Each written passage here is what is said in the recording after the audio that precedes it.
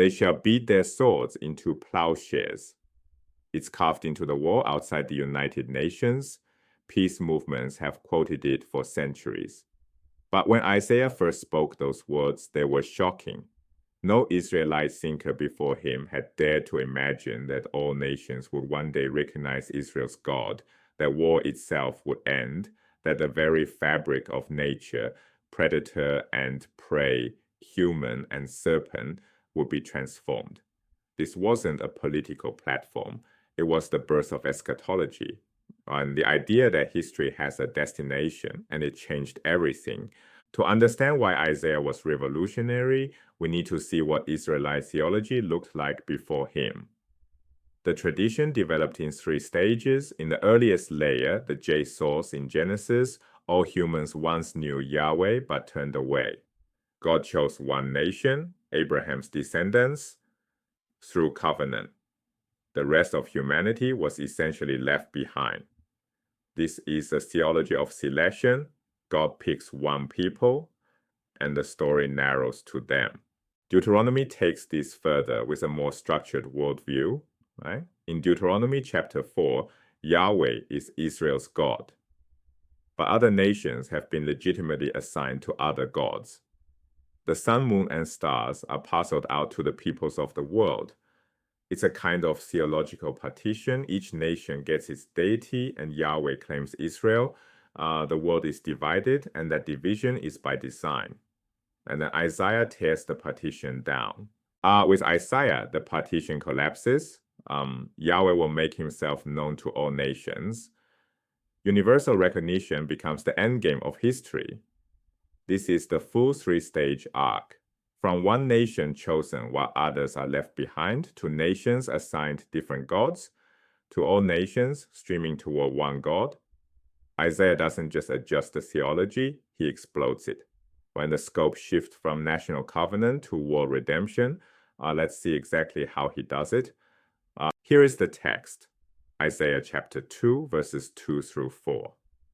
In the days to come, the mount of the Lord's house shall stand firm above the mountains, and the tower above the hills, and all the nations shall gaze on it with joy. And the many peoples shall go and say, Come, let us go up to the mount of the Lord, to the house of the God of Jacob, that he may instruct us in his ways, and that we may walk in his paths. For Torah shall come forth from Zion, the word of the Lord from Jerusalem. Thus he will judge among the nations, and arbitrate for the many peoples, and they shall beat their swords into plowshares, and their spears into pruning hooks. Nation shall not take up sword against nation, they shall never again know war. 4 claims packed into 3 verses. Cosmic geography, Zion rises above all mountains. Universalism, all nations stream toward it. Divine instruction, Torah goes out from Zion, not by coercion, but by attraction. And the abolition of war are not a ceasefire, but a permanent end. This vision forces a rethinking of Israel's chosenness. If all nations are destined to know Yahweh, then election can't mean God likes us best. It must mean Israel was chosen for a purpose, to be the vehicle through which universal redemption happens. Before Isaiah, election meant covenant. God chose Israel to know him. After Isaiah, election means mission. God chose Israel to make him known. This is the seed of the concept a light unto the nations, language Isaiah himself will use. Chosenness becomes responsibility, not privilege. But Isaiah doesn't stop at a vision of universal peace. He asks who will bring this about, and how far does the transformation go? In chapter 11, he introduces the ideal king. The image is striking, a stump of Jesse. Jesse is David's father, so this is a Davidic king, a Davidite. But the word stump implies the royal tree has been cut down. The dynasty is over. Many scholars date this passage to the post-exilic period after 586 BCE, when Babylon destroyed Jerusalem and the Davidic monarchy ended. From this dead stump, a shoot grows, right? And the spirit that rests on this new king is not military might. Isaiah lists 6 qualities: the spirit of the Lord, wisdom, insight, counsel, valor, and devotion to God. He judges the poor with equity. He decides with justice for the lowly. And this is a deliberate counter-image to the kings Israel actually had, and to the empires that crushed them. Now, the most poetic and theologically dense part of the vision. Under this king's reign, the wolf dwells with the lamb, the leopard lies down with the kid, the lion eats straw like the ox, a child plays safely over a viper's hole. This isn't metaphor for political peace, it's cosmic restoration. Look at the parallels. In Genesis 3, God decrees enmity between humans and serpents after the fall. Isaiah reverses it. The child and the viper are reconciled. Genesis 3 introduces hostile nature, songs, and thistles. Isaiah restores harmony, predator and prey at peace. Genesis 3 means expulsion from the garden. Isaiah promises the land filled with devotion to the Lord as water covers the sea. Point by point, Isaiah undoes the curse of Eden. This isn't reform, it's the reversal of the fall itself.